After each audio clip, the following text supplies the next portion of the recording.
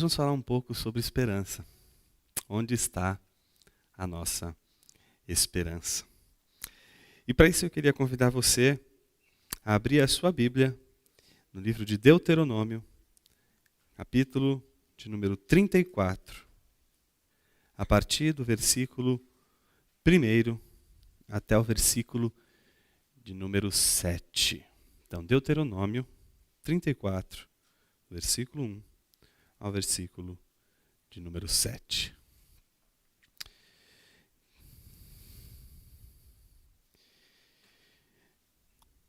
Diz assim: Então, das campinas de Moabe, Moisés subiu ao monte Nebo, ao topo do Pisga, em frente de Jericó. Ali, o Senhor lhe mostrou a terra toda, de Gileade a Dan, toda a região de Naftali, o território de Efraim e Manassés, toda a terra de Judá até o mar ocidental, o Neguebe e toda a região que vai do Vale de Jericó, preste atenção, curitianos, são paulinos, a cidade das palmeiras, até Zoar. E o Senhor lhe disse: Esta é a terra que prometi sob juramento a Abraão, a Isaque e a Jacó, quando lhes disse: Eu a darei a seus descendentes.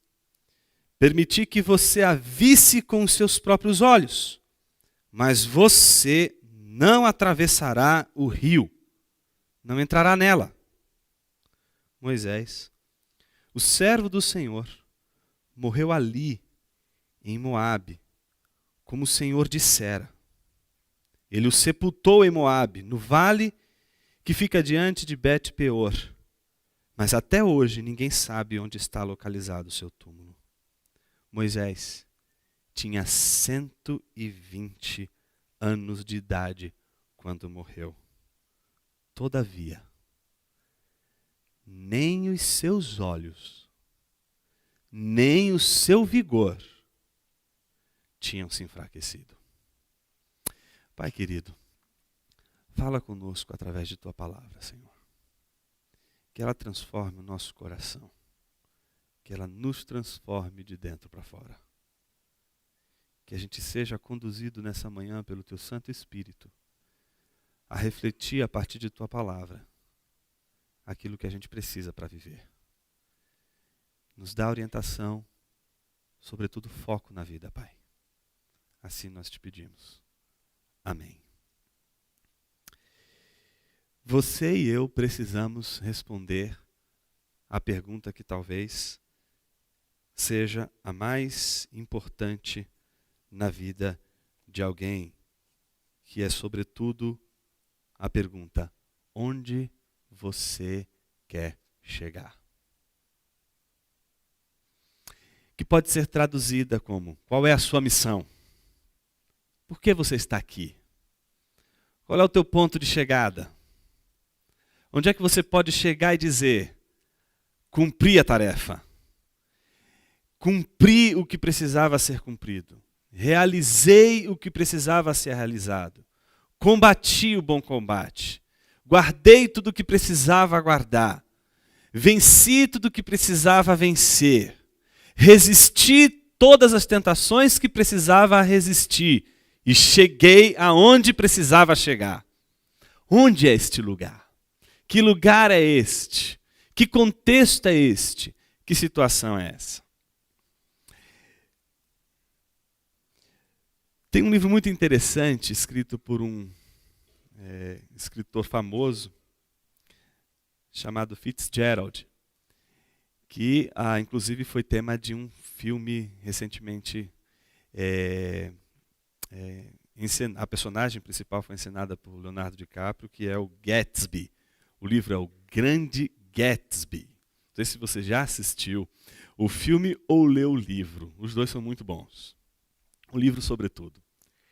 Mas a história é muito interessante. Porque é a história de um cara extremamente esperançoso que chama a atenção do narrador não é? Que é o seu amigo, que é o seu vizinho, que vê nele um ícone, um amigo, um exemplo, um símbolo de esperança que ele não conseguia enxergar no contexto em que ele está vivendo. A história se passa exatamente naquele contexto da década de 20, onde os Estados Unidos, em especial Nova York, está vivendo aquele boom do American Way of Life. O jeito, o sonho americano de ser, com toda a sua licenciosidade, com toda a sua liberalidade, e uma riqueza e uma espécie de ostentação do poder, da grana, da grandeza, da riqueza, não só nas mansões, mas nos poros, no corpo, no cabelo, em tudo. E o que chamou a atenção desse narrador, que é o amigo do Gatsby, é que Gatsby, ele é justamente o antitipo daquele personagem lá do Satyricon, do Petrônio, que é aquela imagem do cara que é o gastão, o cara que gasta tudo, o cara que não tem pesos e medidas. Ele é pródigo na sua natureza de agir do começo ao fim. Ele é o oposto, porque ele é o cara que gasta tudo. Gatsby é um milionário que gasta com festas, esbanja a riqueza, mas sempre ele está à distância. Ele não participa do que ele compra. Os livros que ele tem na estante ele nunca leu. Não é? A piscina que ele construiu para todo mundo nadar, ele nunca mergulhou. As festas que ele dá em sua mansão, em que convidados extremamente importantes vão participar e lotam a sua mansão, ele fica de longe observando todo mundo se divertindo. Porque tudo que ele fez até então tinha um único objetivo. Não era usufruir da sua riqueza com as festas, com as bebidas, com o conforto, mas era realizar o sonho. E que sonho era esse? O narrador, que é o vizinho dele, tem a primeira visão dele diante de uma luz verde. Não poderia ser outra cor, mas a verde eu acho que é a cor mais interessante nesse caso, para se falar de esperança, não poderia ser outra cor, né, mais evidente. Não é? Então, como são as palmeiras, né, verdes, né, esperançoso é esse contexto. Né? Os corintianos agora ficam endemoniados, mas a gente está numa igreja, então daqui a pouco a legião vai embora. Mas deixando a brincadeira de lado, ele está diante de uma luz verde, que ela está do outro lado da península. Ele está numa ilha, e essa luz verde está do outro lado. E essa primeira cena que o Fitzgerald descreve aqui nesse livro é muito interessante. E ela é linda, essa cena. Porque o narrador, que é o vizinho, que descobre nesse cara o foco da esperança, um cara que consegue ter esperança como ninguém, a cena que ele vê é ele estendendo as suas mãos para tentar alcançar essa luz verde que está a muitos quilômetros de distância. Ele não vai conseguir alcançar com as suas mãos, mas ele tenta alcançar com as suas mãos essa luz verde. E é interessante porque essa luz verde está numa outra mansão, onde mora a Daisy, uma paixão antiga dele, a pessoa com quem ele queria viver para o resto da sua vida, e é justamente a pessoa com quem ele não conseguiu viver, porque a família de Daisy era uma família rica, relativamente para a época, e não aceitava, na época, que ela se casasse com um pobretão como ele era. Então o que ele faz? Uma correria na vida dele, para ganhar muito dinheiro, não para ser meramente rico, mas para poder um dia ir lá até onde Daisy está e trazer ela para a sua mansão, para morar em sua casa. O filme, o livro, é a história desse cara tentando de todas as formas chegar nesse objetivo. Conquistar Daisy e levar Daisy para casa. Não preciso nem dizer como vai acontecer, depois que não assistiu ou quem não leu, depois vai ler, vai descobrir. Mas, como toda história tem o seu lado positivo, tem o seu lado também negativo. Ele não consegue alcançar o que ele tanto queria. Ele não consegue tocar essa luz verde. Não é? Mas é interessante como o narrador descreve ele lutando até o último minuto para realizar o seu sonho. Olha como ele descreve.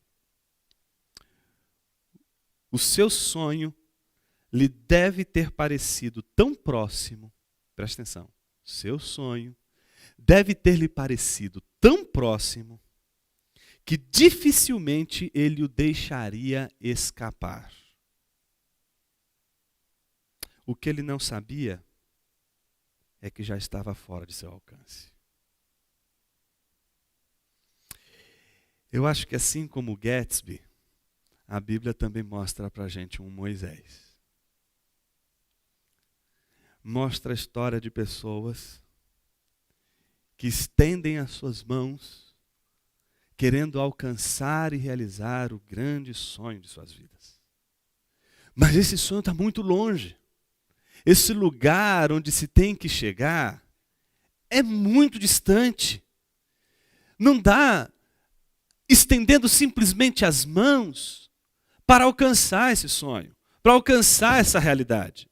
Não vai adiantar estender as mãos, porque está para além da nossa possibilidade de alcançar. A pergunta que fica e que é chave é justamente essa. Por que então a gente estende as mãos sabendo que a gente não vai alcançar a luz verde?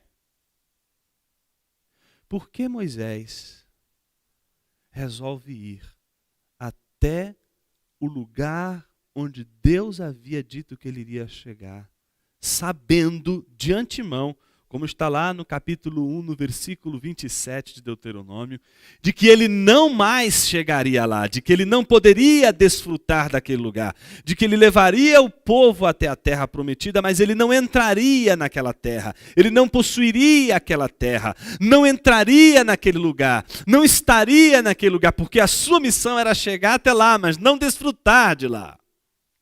O que fazer quando nós descobrimos que aquilo que está diante de nós, como um desejo, como aquilo que nós queremos, como aquilo que nós desejamos, simplesmente não vamos alcançar? O que fazer quando descobrimos que as nossas mãos são curtas, que as nossas mãos desejam o além, mas nossos braços são pequenos demais? O que me chama a atenção nesse texto e que me deixa absurdamente constrangido é exatamente esse aspecto de quando Deus diz a Moisés: esta é a terra que prometi sob juramento a Abraão, a Isaque e a Jacó, quando lhes disse: eu a darei a seus descendentes. Permiti que você a visse com seus próprios olhos. Permiti que você enxergasse essa terra com seus próprios olhos. Mas você não vai atravessar esse rio. Você não vai entrar nela. Moisés poderia ter tido todas as razões do mundo para dizer: já que eu não vou desfrutar, por que eu preciso batalhar e lutar tanto? Mas o texto nos escandaliza, nos constrange de uma tal maneira, porque nos mostra um Moisés contrário do que nós acabamos de ver, que deve causar em nós aquela admiração pela esperança de alguém, como causou ao narrador vizinho do Gatsby a esperança que estava nele. Que é a esperança de alguém que, mesmo sabendo que não vai conseguir atravessar o rio, que mesmo sabendo que não vai conseguir desfrutar daquilo que está para além do rio, consegue, como diz o versículo 7, manter os seus olhos e o seu vigor sempre fortes. A Bíblia diz que mesmo Moisés sabendo que ele não desfrutaria de tudo aquilo que estaria para além daquele rio, os seus olhos e o seu vigor, os seus olhos brilhavam e o seu vigor não lhe faltava. Talvez esse seja o nosso maior desafio. O que fazer quando a gente descobre que algumas coisas simplesmente não vão mais acontecer? Por exemplo, vou dar um exemplo típico para você não ficar tão desesperado assim. Primeiro a gente já desespera, depois vem a esperança. Tá certo? Não adianta, né, você querer ser jogador de futebol se você tem os seus 50 e poucos anos de idade. Não é? Se você tem, como eu, 38 anos de idade, você tem ainda esperança. Brincadeira, não tem esperança nenhuma. Já era, não dá mais para ser jogador de futebol, Ricardo. Já era, isso você não vai conseguir mais ser. Né? Então você não vai conseguir jogar no Bayern de Munique, você não vai conseguir jogar no Real Madrid, a não ser, né, no Play. Ali você vai conseguir, mas fora daquele contexto, não tem. Sabe por quê? A vida vai passando e várias oportunidades também vão sendo correspondentes ao tempo que essa vida vai passando. Então, nossas escolhas são importantes porque elas vão delimitando o percurso da nossa vida. Cada escolha que você vai fazendo não é uma escolha fortuita, não é uma escolha ingênua. As escolhas que a gente faz, cada uma delas vai delineando a nossa caminhada até o lugar onde a gente vai poder um dia chegar. Alguns lugares a gente já sabe, e é mais ou menos um funil. Eu tenho um amigo que diz assim: Jonas, a vida da gente é um funil. A gente vai escolhendo, em vez de abrir, a coisa vai fechando. A gente vai escolhendo, e aí a gente só vai conseguir realizar algumas coisas e cada vez menos. Por isso, quando a gente faz as nossas escolhas, estas escolhas, elas são fundamentais para definir o rumo da nossa existência, o rumo da nossa vida. Por isso a pergunta, onde você quer chegar, ela é tão importante. Porque ela não diz só o lugar, ela diz quem você é. Ela fala sobre o seu caráter, ela fala sobre sua ética, fala sobre sua maneira de enxergar o mundo, sobre a sua maneira de enxergar a vida. Quando você responde essa pergunta, o que eu quero ser quando crescer, que é uma pergunta que a gente sempre faz desde pequenininho, que não é nada mais nada menos do que onde você quer chegar. A resposta a essa pergunta não diz apenas o lugar onde você quer chegar. Diz sobretudo quem é você e quais as armas que você vai usar para chegar onde você quer chegar. Existem 3, pelo menos, eu acredito, maneiras da gente lidar com essa questão. A primeira delas é a mais estúpida, é a mais ingênua de todas elas e é aquela mais fácil e simples, quando você não consegue escolher e aí alguém escolhe por você. Tá certo? Então é mais ou menos assim, você está indeciso com alguma coisa, não sei, aí chega e fala, não, vamos por aqui. E aí você, tá bom, vamos por aqui. É a maneira talvez mais, talvez comum, talvez é aquela maneira que a gente vem desde pequeno sendo condicionado a seguir. Vou realizar tal missão, vou realizar tal objetivo, vou realizar tal contexto, vou chegar em tal lugar, mas esse lugar, esse contexto me é dado. Escolheram para mim, fizeram uma escolha em meu lugar. E aí a gente, em algum momento, a gente pode se sentir desconfortável com isso. Porque aí a gente pode dizer, não, peraí, não posso admitir uma coisa dessa. E aí a gente faz a nossa própria escolha. E a gente tem uma outra possibilidade, que é sair da passividade e ir para a proatividade. É o seguinte, eu vou escolher uma missão. E isso pode acontecer porque você simplesmente chegou à conclusão de que não existe uma missão para a tua vida. De que não existe absolutamente uma razão para você estar aqui. De que não existe uma missão a ser cumprida. De que, na verdade, você está aqui junto com várias outras matérias e partículas espalhadas pelo mundo e tem uma certa ordem que você não consegue explicar, mas que vai se desenvolver de acordo com simplesmente a tua escolha e ponto final. Então você vai escolher o lugar onde você quer chegar, não porque exista um lugar para chegar. É a tal da utopia. Lembra da utopia? O que é a utopia?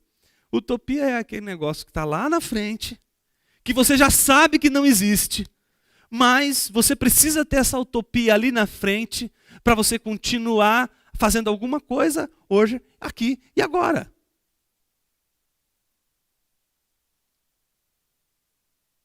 O Evangelho não te oferece nem a passividade, nem a utopia. O que a Bíblia nos oferece é uma coisa que se chama esperança. E a esperança, ela é diferente de uma tentativa de a gente tentar se animar com a vida. Não é? A esperança não é você, eu preciso encontrar alguma coisa para levantar dessa cama, porque eu não aguento mais essa vida que eu estou vivendo. Já está findando o ano e para mim esse ano 2014 foi terrível. Não é? Para os palmeirenses foi mesmo. Foi terrível, ainda bem que está acabando o ano. Não é? Difícil. Talvez o ano de 2014 tenha sido um ano complexo para você. Um ano complicado, um ano soturno. As coisas não caminharam bem, não deram certo, tudo deu errado. E a pergunta é, poxa, talvez 2015 seja a grande esperança. E aí vem o que sempre acontece no final do ano, as nossas resoluções. A gente faz avaliações, a gente vê o que a gente não conseguiu fazer desse ano que a gente prometeu, várias promessas que a gente fez e não cumpriu, algumas a gente cumpriu, mal e porcamente, mas cumpriu, outras ficaram devendo, a gente ficou devendo, e aí a gente protela e faz outras promessas para o ano que vem, para que a gente possa, não é, caminhar o próximo ano com esperança, a gente precisa encontrar alguma coisa para poder acordar de manhã, trabalhar, acreditando que a gente vai chegar lá. Mas a pergunta é, lá onde? No lugar que escolheram para você? Que disseram, vai para cá? No lugar que você, de repente, olhou porque você não acreditava mais em lugar nenhum? Você disse, não, eu vou escolher um porque esse aqui me satisfaz? Ou porque, de fato, existe um lugar, uma missão, que Deus deu para cada um de nós. Não é fácil falar sobre isso, porque até entre os evangélicos é difícil a gente encontrar gente que acredita que Deus tem um plano. Não é fácil acreditar no fato de que Deus tem um plano. Por quê? A gente faz escolhas. A gente vive num mundo complexo, cheio de escolhas. E, ao mesmo tempo, a gente não consegue explicar como Deus é todo-poderoso, soberano e permite que coisas aconteçam em nossa vida que interrompam sonhos, que interrompam nossa caminhada de uma maneira que a gente não consegue mais vislumbrar a possibilidade de atingir aquilo que a gente gostaria de atingir, de desfrutar aquilo que a gente gostaria de desfrutar, se conseguíssemos cruzar o rio, se conseguíssemos cruzar a linha de chegada. É difícil falar sobre o plano de Deus num contexto que a gente vive, porque nós somos jogados o tempo todo a viver num mundo onde as coisas acontecem de acordo com as condições da própria existência. Então, se você quer crescer na vida, então faça uma boa escolha. Escolha bem a universidade que você vai estudar, escolha bem a faculdade que você vai fazer, escolha bem as pessoas com quem você vai andar, escolha bem os contratos que você vai fechar, escolha bem a empresa que você vai trabalhar, porque isso vai determinar muito a sua vida, vai determinar muito o seu futuro. E realmente, muitas dessas nossas escolhas determinam sim o nosso futuro. Mas eu estou falando hoje aqui, não dessas escolhas que dizem respeito a esses desejos e sonhos escondidos dentro do nosso coração. Como, por exemplo, o grande sonho de Gatsby, de um dia poder morar com Daisy no seu palácio, até que a morte o separe. Não. Eu estou falando de uma missão como a de Moisés. Eu estou falando de algo que diz respeito não somente àquilo que está relacionado aos nossos interesses pessoais, mas àquilo que diz respeito à vontade de Deus.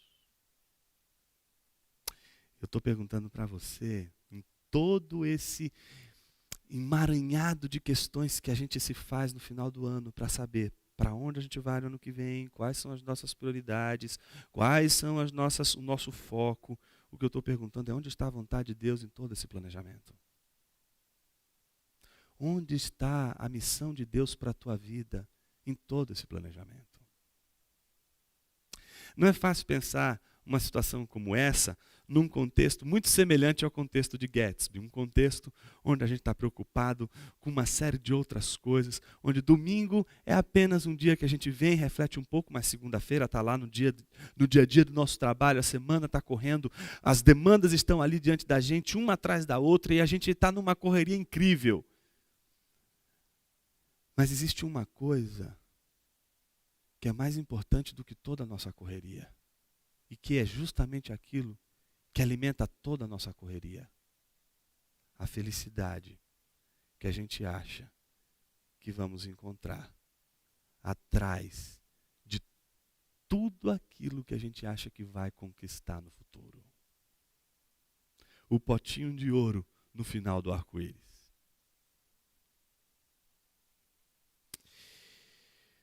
Pensa comigo uma coisa. Pense em Moisés. Qual era a grande missão de Deus para Moisés? Volta lá a história.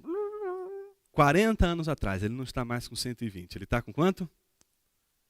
80. Olha só, corintianos também contam. 80. Com 80 anos, Deus falou o que para ele? Moisés, não vem, tira as sandálias dos teus pés, porque você está em terra sagrada.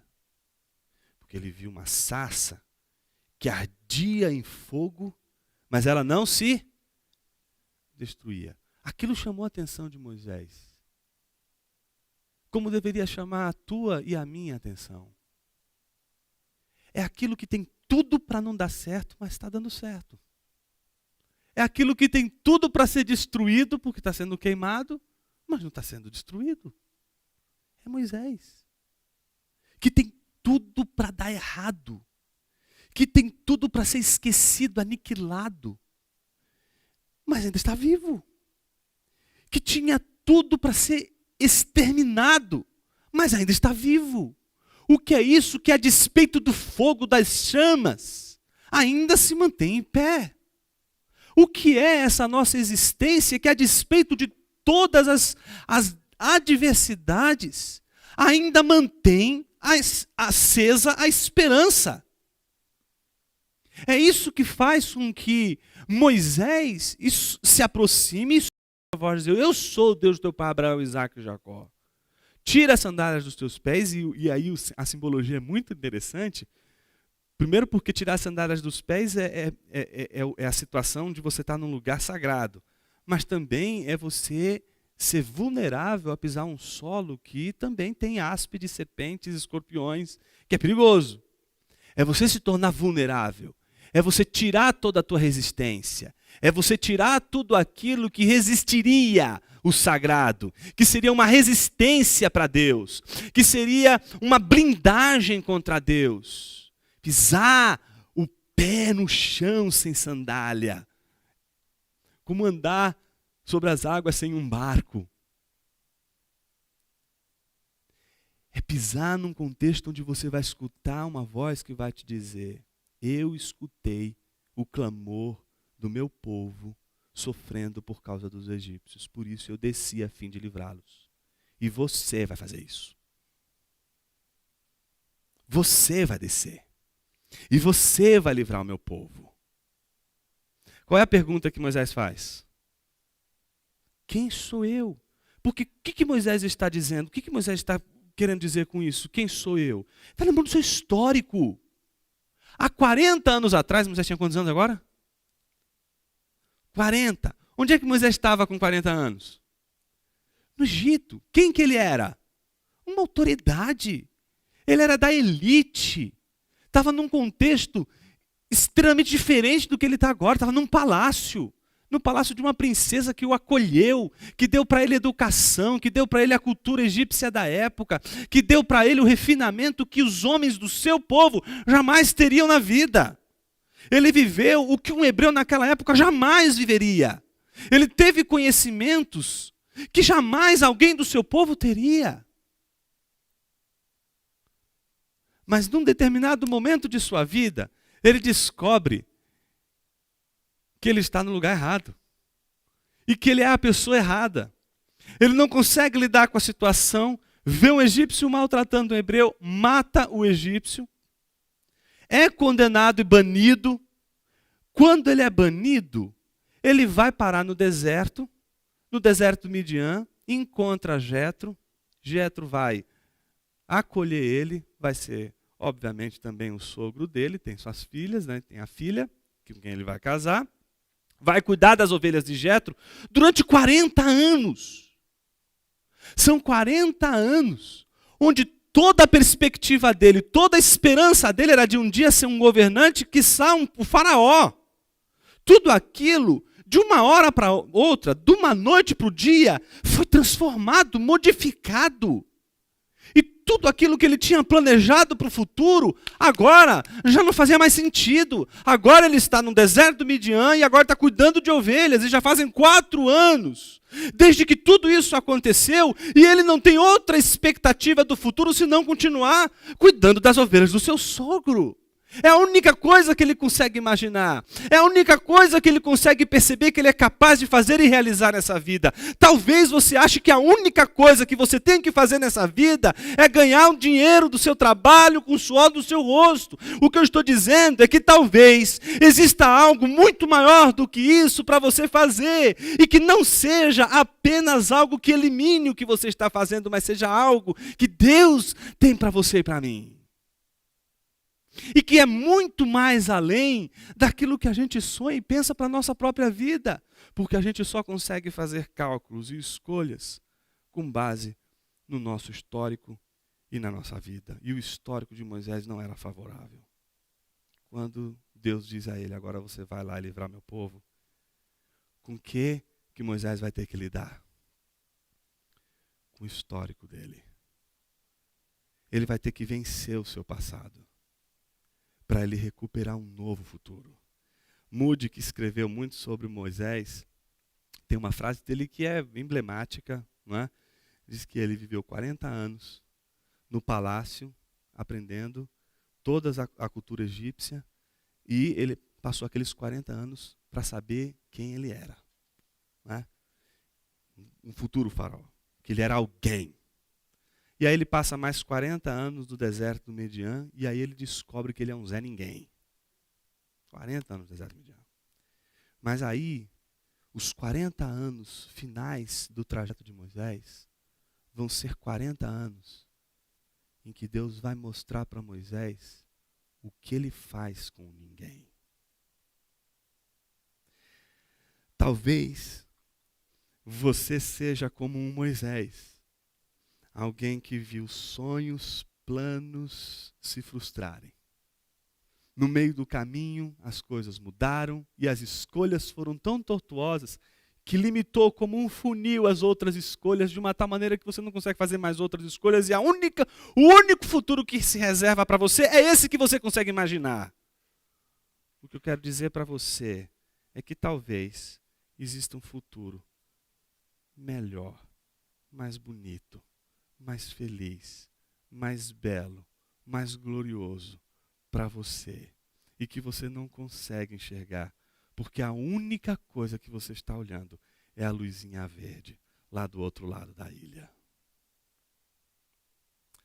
Talvez nessa manhã, Deus esteja dizendo para mim e para você, que é preciso fazer como Moisés.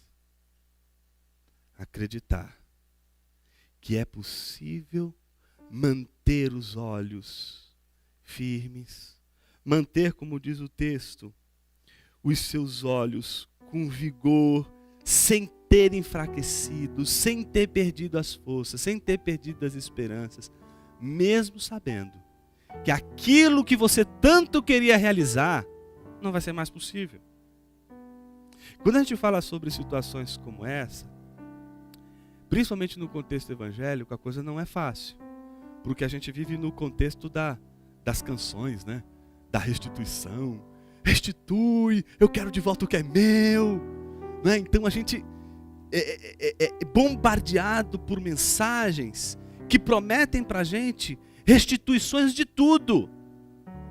Quando, na verdade, a gente pode acreditar que Deus pode de fato restituir muitas coisas, mas existem coisas que não têm como serem restituídas. Por exemplo, pense em Jó. Deus restituiu a sorte de Jó? Você vai me dizer, acho que sim, Jonas. Aí eu vou concordar com você, sim, até dobrou, né? Bens, empregados. Mas e o filho que morreu?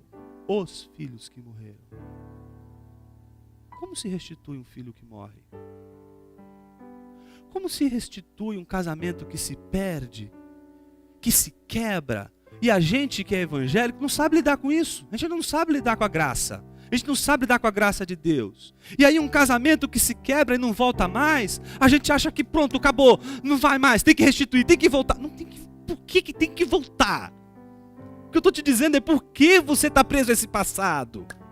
O que aconteceu que esse passado, esse histórico está pesando tanto, ao ponto de você, como Moisés, dizer, Senhor, quem sou eu? Por que esse histórico está te assombrando tanto e fazendo você olhar apenas para a luz verdinha que está diante de você? Porque é o passado que faz você, não, eu preciso ganhar muito dinheiro para provar para aquela família que eu posso sim cuidar da Daisy. É isso que às vezes a gente acredita, porque a gente está preso lá no passado, a gente está preso naquele sonho lá do passado, a gente não consegue se desvencilhar daquela imagem que a gente tem do passado, que a gente construiu no futuro e que a gente fez dela a nossa utopia. Mas o que eu estou oferecendo para você nessa manhã não é uma utopia, não é uma imagem que ficou gravada no passado em sua mente, mas é a esperança que se renova a cada manhã, é a esperança da ressurreição, é a esperança de um Jesus que morreu e vai caminhar com dois homens que não conseguem reconhecê-lo.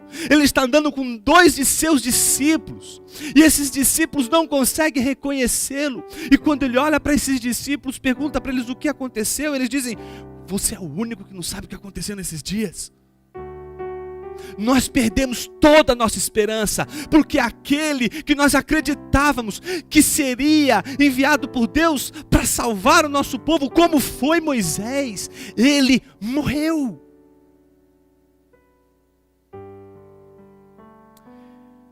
O padrão da renovação de Deus não é o padrão do retorno do mesmo.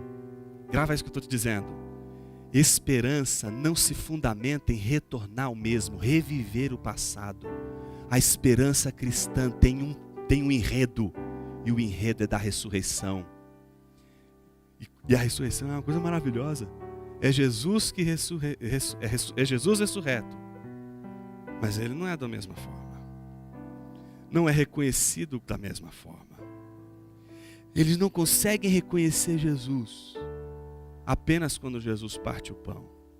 Mas é alguém que também carrega o que ficou no passado, quando mostra as suas chagas para aquele que duvida de sua ressurreição. A ressurreição não limpou de Jesus as suas dores do passado. A ressurreição, a esperança do Evangelho, não vai apagar da tua memória o passado que desmoronou e fez você perder a esperança no futuro. O que o Evangelho vai fazer é mostrar para você que existe uma outra maneira de enxergar o lugar onde você vai chegar. O rio que talvez você não atravesse não é o fim de todas as coisas. Talvez você queira atravessar o rio, mas você não vai conseguir atravessar esse rio. Talvez o que vai te competir vai ser realizar apenas a chegada até aquele lugar, e atravessar o rio você não vai conseguir. Mas existe algo que você pode viver, e que foi o que Moisés viveu durante esses 40 anos em que Deus fez desse Zé Ninguém um alguém. Andar com Deus. De ter a experiência de ter sido visto por Deus face a face.